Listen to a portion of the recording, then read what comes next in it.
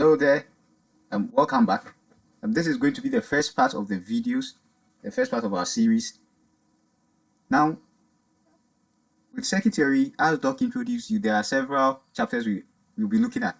And the first part is going to be analyzing network theorems in DC networks.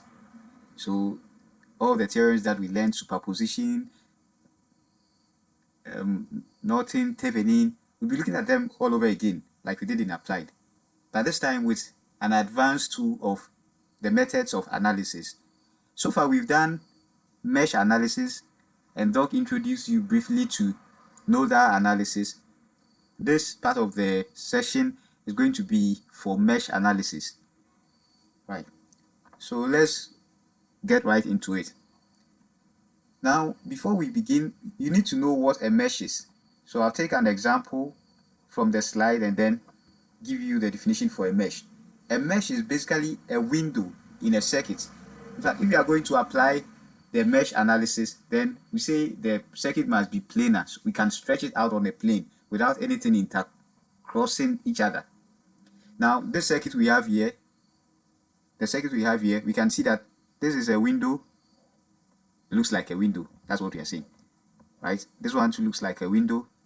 It doesn't have to be a square to be a window, but just a loop. Like we learned loops, what loops are. So in this circuit, we have about 4 windows, right? But there's also this loop, a very big loop. That can also be a window. But now there's something different about a loop and a mesh. When you talk of a mesh is basically a loop that doesn't have another loop within it. So for instance, this one is a loop, this one is a loop, this one is a loop, but it's also a mesh, because if I take this loop, there is no other loop within it. Or a loop you can say is just, or a mesh you can say is just a loop that does not encircle another element. Look at this. If I go around this, that's a loop, but it encircles this, so we cannot call that a mesh, right? We'll get to something we call a super mesh, but for now take it this way. If I want to know what a mesh is, it's just a loop that does not contain another loop in it, or it does not encircle another element. All right, with that done, why do we do mesh analysis? Mesh analysis is done to quickly know current in every branch or every element in the circuit. And we use Kirchhoff's voltage law, KVL equations, to solve them. So for instance, if I take something like this, all I need to do is write KVL equation for this, write KVL equation for this, write KVL equation for that, write KVL equation for that. And we look at the various aspects. Where can we take a loop, where can we not take a loop? But basically, write KVL equations for every mesh in a circuit. The number of meshes determine how many equations you need to be able to solve the problem. Sometimes you can have current sources in it, and it reduces the number of equations you may need to solve the circuit problem. So if for instance, we have four meshes here, it means ideally we require about 4 independent mesh equations to solve this problem. We'll just start up with what we have in the material. There are various cases for mesh analysis. The first one is if you have a circuit with only independent voltage sources, and we look at an example. Then there's a case 2 where the circuit contains current sources, and when it has a current source, sometimes you have a current source between 2 meshes. We look at that. Then sometimes there's a current source which is found only in 1 mesh, and we will also look at that. It's very simple. So let's get into the first one. Okay, so let's look at the first example. Over here, what we have to do is first of all identify our meshes. Then we assign our mesh current, and for some examples you are free to assign, but sometimes you are also limited to some mesh current. In that case, you have to go exactly with the mesh currents that have been assigned. There is no need to change them. When they have not been assigned, then you are free to do that. For this example, the mesh currents I1 and I2 have already been assigned. That means that if we take this, that's what we are considering as our mesh 1. If we take this, that's what we are considering as our mesh 2, right? So what we can do now is to write the KVL equations for these meshes. So I'm going to start with the first one. I'm calling it mesh 1. Mesh 1, we are going to write the KVL around this loop. So as we can see, it's going to be 15 minus 10. See, there's positive here, positive here. As we go around, this is going to be 15 minus 10. That's KVL. Is equal to 5I1, because from the loop current, we see that I1 will go this way and I1 will come down this way. So we have 5I1 plus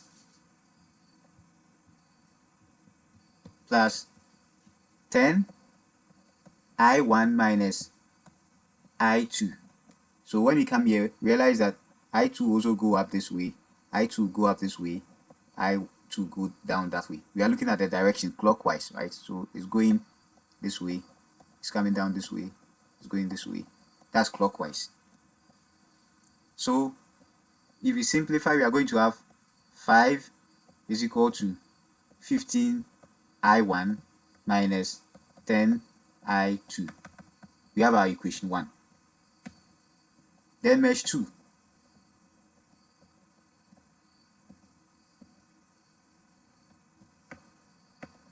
Then mesh 2. So going around this loop is going to be 10 is equal to 10 I2 minus I1, because I2 is going up and we are taking, that's the direction we are going in, and I1 is coming down. So I2 minus I1 plus, in this side is only I2, in this side is only I2. So in all, we are going to have 6 I2 plus 4 I2. If we simplify, we are going to have 10 is equal to minus 10 I1 plus 20 I2. This is our equation 2. If we solve this simultaneously, we are going to have the values of I1 to be, and then I2 as well.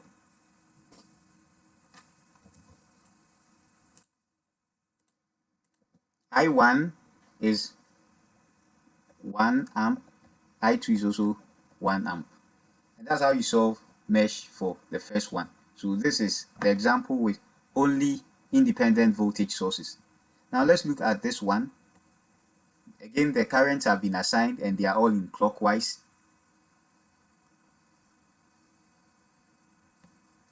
We have to find the mesh, we have to find the current through each branch of the network. Right. Again, let's see.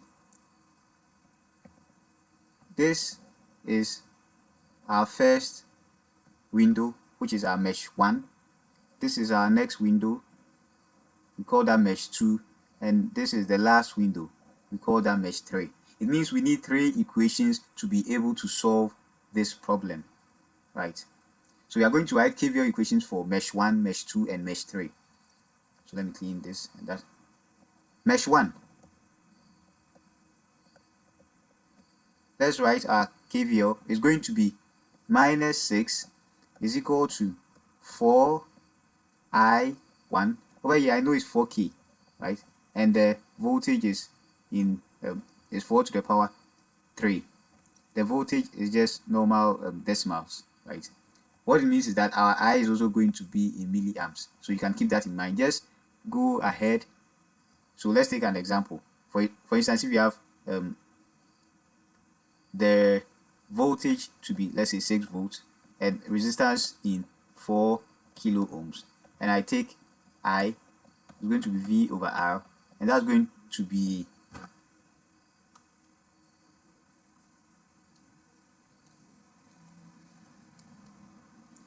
give me 1.5 milliamps, right? Because R is going to be 6, 4 times 10, 3 amps. But this is 1.5. The 10 to the power 3 will go and be 10 minus 3 amps. So that's 1.5 milliamps. So you can go ahead and just use the values, but when you get your answers, you know they are in milliamps. That's all. Right. So let's write our equations now.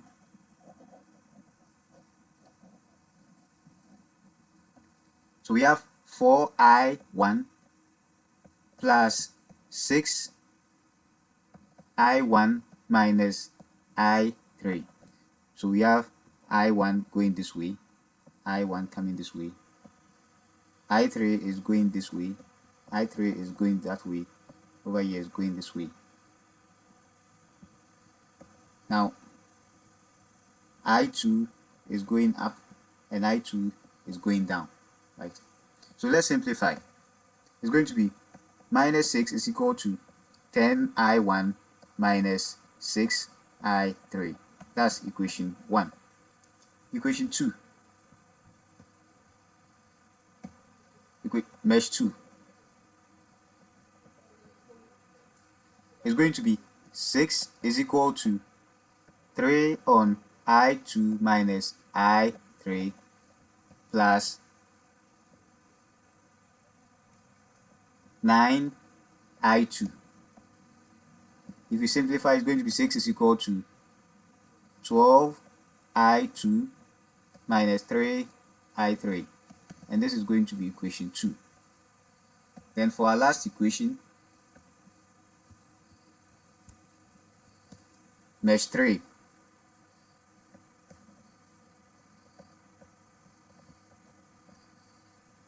There's no voltage source in mesh 3, so we are going to start 0 is equal to 6I3 minus I1, that's for this side, plus 12I3 plus 3I3 minus I2. Okay, so we can simplify now. 0 is equal to, we are going to have minus 6I1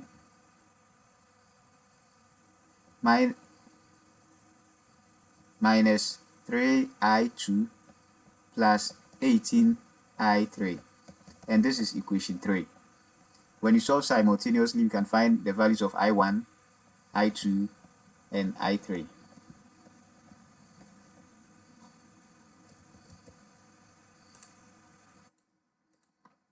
Sorry, this should be 21. So we have 6, 12, 3. That's 21. This will give you minus 0.676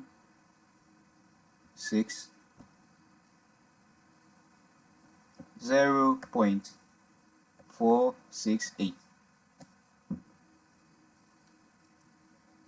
minus 0.126.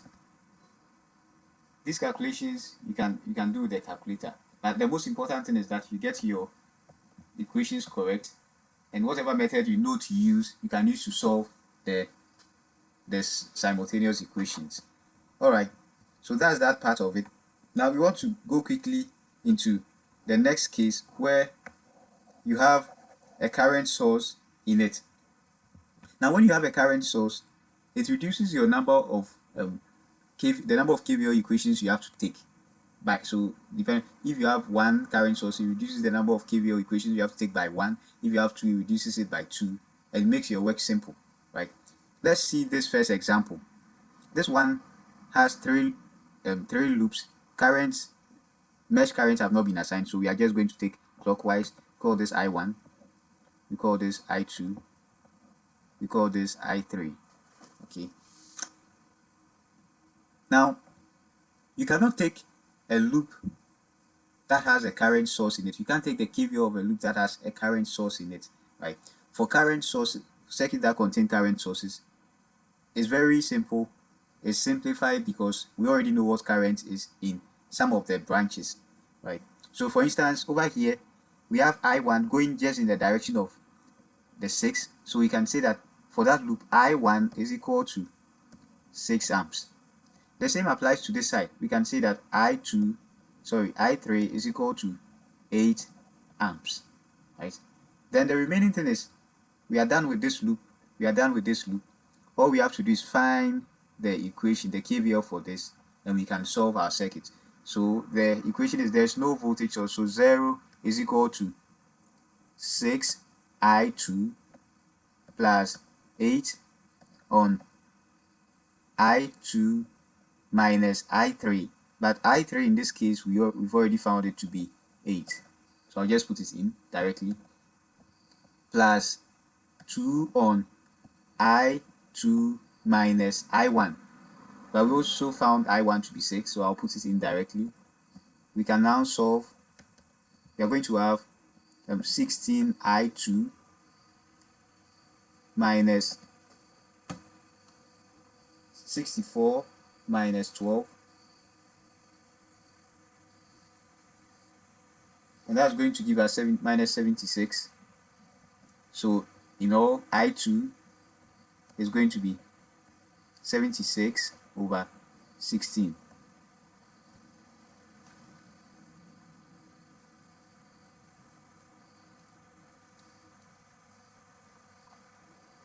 And that's 4.75. That's how you solve a question with current sources in it. Let's look at the next example. Now this time we have an independent voltage source and a current source in it. The same procedure. Let's assign our current I1, I2 here, I3 here. Now we have a current source. It means our problem has been simplified. We can quickly say that I1 is equal to 3 amps, because I1 comes down this way and is that current that goes here. So I1 is basically 3 amps. Now the remaining part, we are going to write the KVL for loop 2 and loop 3. For loop 2, what is it going to be? It's going to be 6 is equal to 6 I2 minus I3 plus 3 I2 minus I1, but we know the value of I1, so we put it in, is 3 plus 4, and it's only I2 that goes into this, so 4 I2. We can now simplify and say 6 plus 9 is equal to 10 I2 minus 6 I3, so 15 is equal to 10 I2 minus 6 I3. This is equation 1. Let's take the loop for the third mesh, mesh 3. That's going to be minus 4 is equal to 6. This time I3 is going up, I2 is coming down. We are going in the clockwise. So we have I3 minus I2 plus 8I3, because only I3 goes into the 8. Now when we simplify, we are going to have minus 4 is equal to minus 6I2 plus 14I3. This is equation 2. Now we can solve simultaneously and find I2 and I3.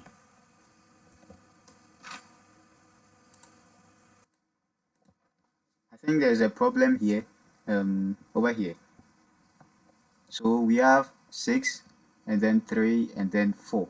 That makes it 13. So 13 I2. So we know we are going to have I2 to be 1.274 and then 0.26 amps. Okay, so this is where we'll end it for this first part of the videos.